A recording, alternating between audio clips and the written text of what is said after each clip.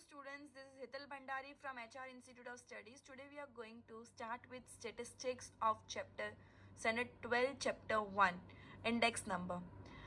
Before starting the chapter, let us understand the term index number. Index number होता क्या है?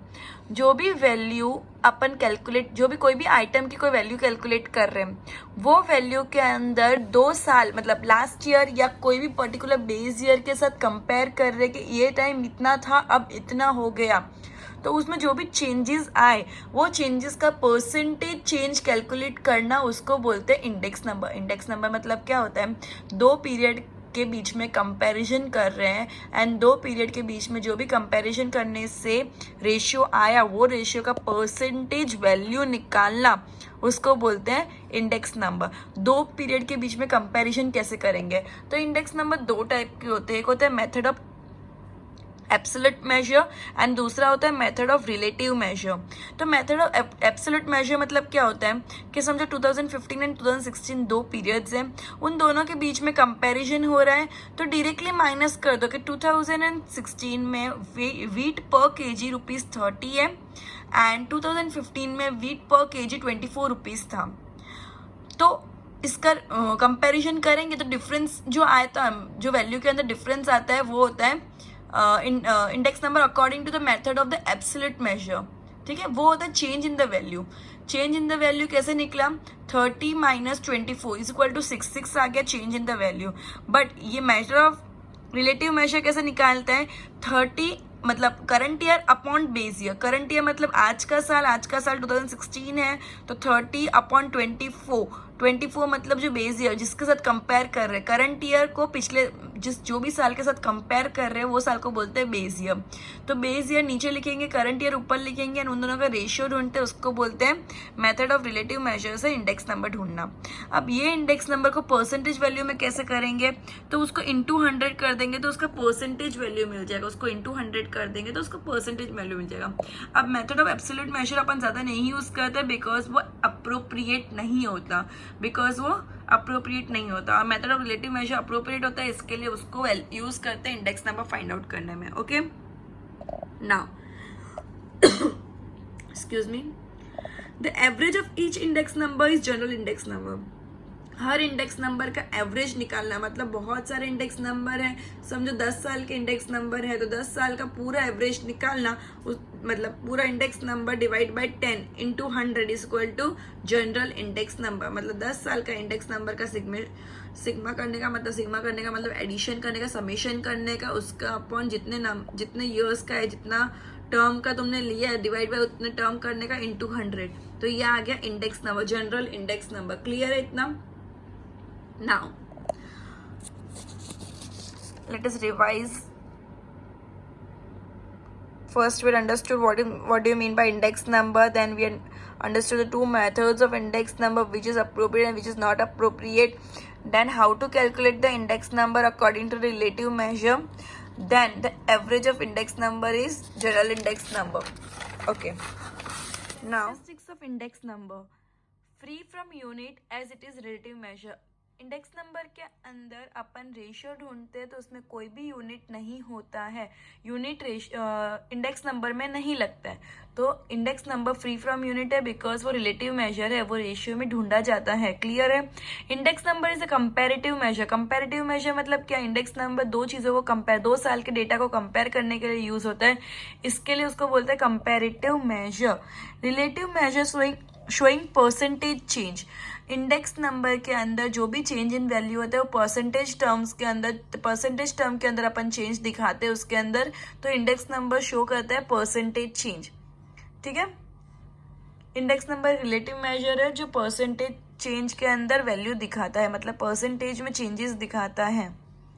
Special average मतलब इसके अंदर एवरेज के जितने भी कैरेक्टरिस्टिक्स, एवरेज के अंदर जितने भी रूल्स एंड रेगुलेशन सब इसके अंदर इंक्लूड होता है, इसके लिए इसको स्पेशल एवरेज भी कहा गया है. Situations at 2 different periods can be compared by ratio. 2 different period के जो भी सिचुएशंस है वो रेशियो के टर्म्स में डिटरमाइन कर सकते हैं, कैलकुलेट कर सकते हैं, उसको बोलते हैं इंडेक्स नंबर. ठीक है, तो इंडेक्स नंबर की 5 कैरेक्टरिस्टिक्स है. Free from unit, as it is a relative measure, Index number is relative measure showing percentage change. Index number is a comparative measure. Index number is a spatial average, and index number shows situations at two different periods which can be compared by ratio. Now uses of index number. Index number किधर किधर use होता है, क्या क्या data अपन compare कर सकते हैं जिसके लिए अपन इंडेक्स नंबर यूज करते हैं. तो सबसे पहले इंडेक्स नंबर फॉर ट्रेड. तो ट्रेड के अंदर क्या इकोनॉमिक एक्टिविटीज ऑफ बिजनेस या ट्रेड यूनिट के अंदर जो भी हो रहा है, कंट्री के अंदर जितना भी ट्रेड चल रहा है, बिजनेस चल रहा है, तो उसकी इकोनॉमिक वैल्यू कैलकुलेट कर सकते हैं, उसका इकोनॉमिक कंपेरिजन कर सकते हैं कि ये साल इतना ट्रेड हुआ, लास्ट ईयर इतना या हुआ था, या 10 साल पहले इतना हुआ था. काफ़ी बार कोई कोई चीज़ के डेटा हर साल कैलकुलेट होते हैं, कोई कोई चीज़ के डेटा 10-10 साल के गैप में, मतलब डिकेड वाइज कैलकुलेट होते हैं, कोई कोई चीज़ के डेटा 50-50 ईयर्स के बाद कैलकुलेट होते हैं. तो ये पर्टिकुलर टर्म पे डिपेंड करता है कि कौन सा पर्टिकुलर ट्रेड या पर्टिकुलर एक्टिविटी पे डिपेंड करता है कौन सा डेटा कितने पीरियड के बाद कंपेयर होगा. ठीक है. तो इंडेक्स नंबर ट्रेड के लिए भी यूज होता है, because economic value of the trade पता चलती है, इकोनॉमिक एक्टिविटीज बिजनेस की या ट्रेड की पता चलती है. स्टडी करने से सिचुएशंस पता चलती है कि ट्रेड की ये साल सिचुएशन क्या थी, बेस ईयर की क्या थी. ठीक है. Wholesale price index number. Wholesale price index number क्या बताता है, rate of inflation. Rate of inflation मतलब कितना प्राइस इंक्रीज हुआ. ठीक है. तो प्राइस राइज दिखाता है, प्राइस राइज दिखाता है जिसकी वजह से रिजर्व बैंक ऑफ इंडिया वो चीज़ यूज करके नेसेसरी स्टेप्स फॉलो कर सकते हैं ताकि कंट्रोल कर पाए प्राइस राइज को, कंट्रोल कर पाए इन्फ्लेशन को, ताकि ये सब फैक्टर्स स्टडी करके. ठीक है.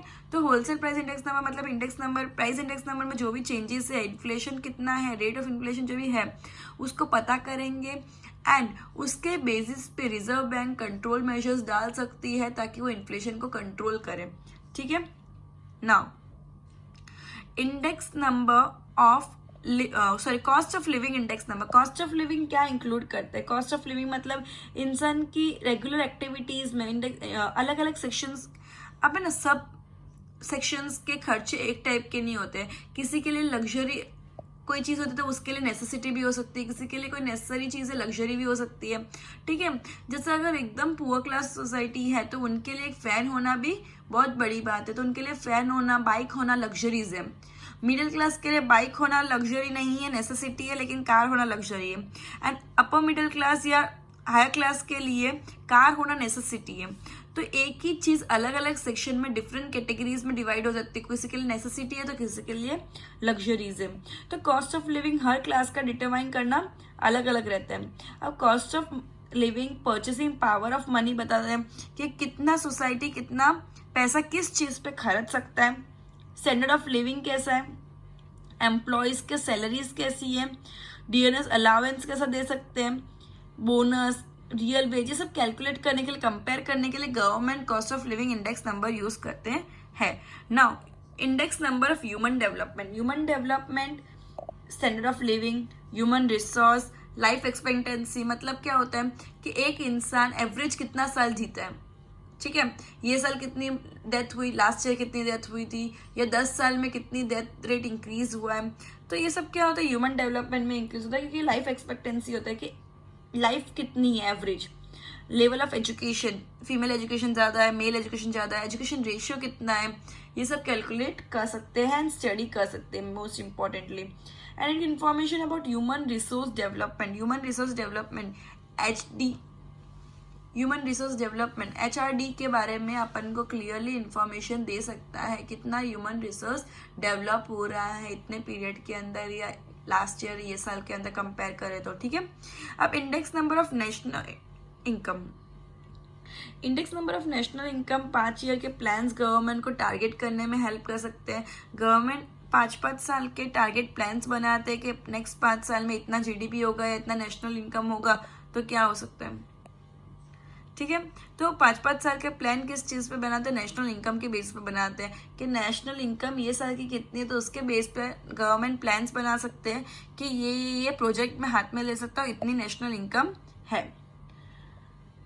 Index number of industrial production. Industrial production मतलब क्या होता है, जो भी इंडस्ट्री में जो भी प्रोडक्शन मतलब जो भी चीज़ें बन के आ रही है उसका अमाउंट ऑफ प्रोडक्शन कितना है, तो कितना आगे डिमांड सप्लाई बढ़ा सकते हैं, क्राफ्ट फील्ड कितना है, रेट ऑफ डेवलपमेंट कितना हो रहा है कंट्री का, इंडस्ट्रियल प्लानिंग या ट्रेडिंग एक्टिविटीज़ को डेवलप करने के लिए इंडस्ट्रियल प्रोडक्शन का इंडेक्स नंबर बहुत हेल्पफुल होता है।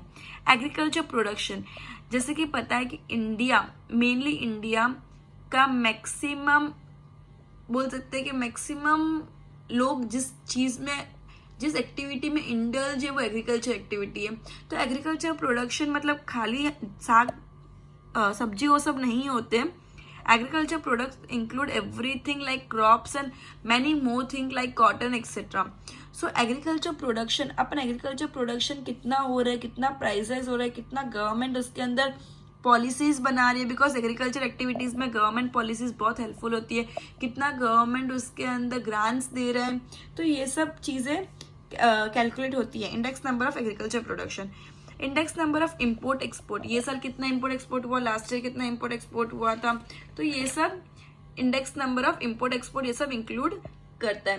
कंपैरिजन कर सकते हैं, फॉरेन एक्सचेंज रिक्वायरमेंट देख सकते हैं, rate of excise on goods क्या है, ये सब अलग अलग टाइप के इसे बेसिस पे सिचुएशंस के ऊपर सजेशंस दे सकते हैं। क्लियर है?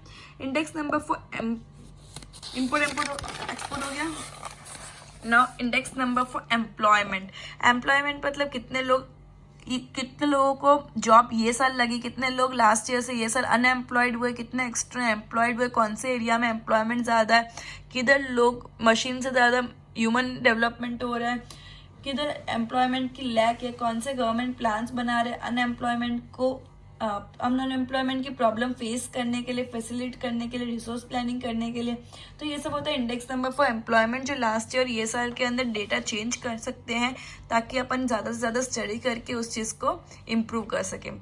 Index number of capital investment, किधर कैपिटल इन्वेस्टमेंट ज़्यादा हो रहा है, कितना बड़ी बड़ी बिल्डिंग्स, बड़े बड़े इन्वेस्टमेंट प्लान्स लिए जा रहे हैं, गवर्नमेंट उस चीज़ को कंसिडर कर सकती है। शेयर्स, डिबेंचर्स, गवर्नमेंट सिक्योरिटीज, इन सब में पैसा कितना इन्वेस्ट करना है, तो उसको बोलते हैं इंडेक्स नंबर ऑफ कैपिटल। तो लास्ट ईयर कितना इन्वेस्ट हुआ था, ये साल कितना इन्वेस्ट, हर साल कितना इंप्रूव हो रहा है, कितना बढ़ रहा है, कम हो रहा है, सब कुछ कंपेयर कर सकते हैं। Index number of raw material. Raw material is a basic requirement कोई भी ट्रेडिंग एक्टिविटी बिजनेस कैरी करने के लिए, तो वो अगर उसका इंडेक्स नंबर पता चलेगा तो ये ट्रेडिंग एक्टिविटीज, इकोनॉमिक एक्टिविटीज सब ईजी हो जाएगी कैलकुलेट करना। ठीक है, okay. Now the most important thing of the whole chapter is the base year. Base year क्या होता है? बेस ईयर वो ईयर होता है जिसके साथ करंट ईयर को कंपेयर किया जाता है। ठीक है, the value of variable of current year is compared with the value of variable with the fix period. एक फिक्स पीरियड के साथ कैलकुलेट किया जाता है, उस फिक्स पीरियड को क्या बोलते हैं? Base year. करंट ईयर समझो आज का है, तो मैं अगर आज लास्ट ईयर को भी मैं बेस ईयर कंसिडर कर सकती हूँ, या मैं 10 साल का डेटा देख रही हूँ तो मैं 10 ईयर्स के पहले का 2020 चला तो 2010 का मैं डेटा देखूंगी, तो उसको बोलते हैं बेस ईयर। मतलब बेस ईयर जरूरी नहीं है कि लास्ट ईयर ही होना चाहिए। बेस ईयर वो फिक्स पीरियड है जिसके साथ हम करंट ईयर के वैल्यू के साथ वैल्यू को उस ईयर की वैल्यू के साथ कंपेयर करते हैं। बेस ईयर के क्या कंडीशंस है? बेस ईयर एक नॉर्मल ईयर होना चाहिए, ठीक है, जिसके अंदर कुछ भी ऐसी वैसी एक्टिविटीज, एक्स्ट्रा एक्टिविटीज, करिकुलर मतलब बोलते ना कुछ गलत नहीं हुआ होना चाहिए। बेस ईयर एक स्टैंडर्ड ईयर होना चाहिए, एक नॉर्मल ईयर होना चाहिए, उसमें कोई भी नेचुरल कैलामिटीज नहीं हुई होनी चाहिए, जैसे कि फ्लड, साइक्लोन, ऐसा कुछ भी नहीं होना चाहिए, अर्थक्वेक, बिकॉज ये सब होने की वजह से चीज़ों में फ़र्क आ जाता है। जैसे अब कोरोना चल रहा है, तो कोरोना की वजह से काफ़ी नेशनल इनकम रिड्यूस हो जाती है, तो रिड्यूस हो जाती है, तो अपन ये साल को अगर बेस ईयर कंसिडर करेंगे तो ऑब्वियसली नेक्स्ट ईयर का अपना इनकम कंपैरिजन हमेशा हाई दिखाएगा, बिकॉज ये साल का इनकम बहुत लो है। तो ये एवरेज ईयर नहीं है, ये प्रॉपर स्टैंडर्ड ईयर नहीं है कुछ भी कंपेयर करने के लिए। तभी इसीलिए कभी भी कोई भी नेचुरल कैलामिटी होती है तो उस साल को बेस ईयर नहीं कंसिडर करते हैं। या फिर कोई abnormal manmade activity. Abnormal manmade activity मतलब क्या होता है? कोई वॉर चल रहा है, कोई राइट्स चल रही है, उसमें महीनों बीत जाते हैं एंड सब पूरा इकोनॉमिक वैल्यू गिर जाती है, कंट्री की इकोनॉमिक कंडीशन खराब हो जाती है, तो उसको भी अपन कंसिडर नहीं कर सकते। अब जैसे कि नेचुरल कैलामिटीज है, अगर वॉर हो रहा है तो बहुत लोगों की डेथ हो जाती है, जैसे कोई नेचुरल कैलामिटी हुई तो बहुत लोगों की डेथ हो जाती है, तो डेथ रेशियो के अंदर क्या कंपेयर कर सकते हैं उस ईयर को बेस ईयर रख के? नहीं, ऑब्वियसली नॉट, बिकॉज अगर वो उस ईयर को बेस ईयर रखेंगे तो उसमें एक्स्ट्रा ही दिखाएगा जितना एवरेज नहीं होता है। ठीक है, तो बेस ईयर एक नॉर्मल ईयर होना चाहिए, स्टैंडर्ड ईयर होना चाहिए, जिसमें कोई नेचुरल कैलामिटीज नहीं होनी चाहिए और ना ही उसमें कोई एबनॉर्मल मैनमेड इवेंट्स होने चाहिए, जैसे कि वॉर, राइट्स एक्सेट्रा। ठीक है, वो डिस्टेंट पास्ट का नहीं होना चाहिए जिससे अपन को लेना देना ही नहीं है। जैसे अगर अपन कैलकुलेट कर रहे हैं कि आज की बर्थ रेट क्या है, बर्थ रेट तो फिर भी कंसिडरेबल चीज़ है। अगर मैं कंसिडर कर रही हूँ कि फॉर एग्जांपल कि आज के लोग कितना रेस्टोरेंट्स में पैसा लगाते हैं एंड आज से 100 साल पहले कितना, 100 साल पहले रेस्टोरेंट थी नहीं, तो क्या मतलब कंपैरिजन करने का। ठीक है, तो ऐसी कोई चीज़ का कंपैरिजन नहीं होना चाहिए जिसके दो टर्म्स के बीच में कोई लेना देना ही ना हो। डिस्टेंस मतलब ओवर लॉन्ग पीरियड नहीं होना चाहिए। क्लियर है। वेज टू सिलेक्ट बेस, या बेस से कैसे सिलेक्ट करते हैं। एक होता है फिक्स बेस मेथड, होता है एक इंडेक्स बेस मेथड। दोनों के अंदर फॉर्मूला तो यही होती है करंट ईयर अपॉन P1 मतलब करंट ईयर, P0 मतलब base year, current year upon base year into 100। दोनों के अंदर फॉर्मूला सेम होती है current year upon base year into 100। ठीक है। अब लेकिन बेस ईयर होता क्या है। फिक्स बेस मेथड में क्या होता है, बेस ईयर ने एक पर्टिकुलर ईयर बोल दिया गया है कि तुम लोग को ये year as a base year लेना है। अगर नहीं दिया है तो सबसे पहला जो ईयर होता है पूरे डेटास के अंदर उसको बेस ईयर माना जाता है एंड उसके साथ कंपैरिजन करते हैं। हर साल को करंट ईयर मान के वो पर्टिकुलर ईयर को बेस ईयर मानते हैं। ठीक है। जैसे 2002 से लेकर 2012 तक का डेटा दिया है, तो 2002 को अगर बोला है बेस ईयर, तो 2002 को अगर बोला है कि 2002, 3 एंड 4 तीनों का एवरेज बेस ईयर, तो उन तीनों का एवरेज लेके P0 लिखेंगे हमेशा सबके अंदर। एंड अगर बोला है कि कुछ भी नहीं बोला है तो अपन जो सबसे पहला 2002 ईयर है उसको बेस ईयर मानेंगे। क्लियर है। अब चेन बेस मेथड में क्या होता है, चेन बेस मेथड मतलब बेस ईयर पिछला साल 2002 3 है तो 2 के अंदर तो 2 ही लेंगे, 3 के अंदर 2 लेंगे, 4 के अंदर 3 लेंगे, 5 के अंदर 4 लेंगे, तो हर पिछला साल बेस ईयर हो जाएगा। ठीक है, तो ये दोनों के अंदर डिफरेंस है। ओके, इसके बाद अपन सम सॉल्व करेंगे इससे रिलेटेड, जो मैं नेक्स्ट लेक्चर के अंदर डिटेलिंग में समझाऊंगी। Good bye.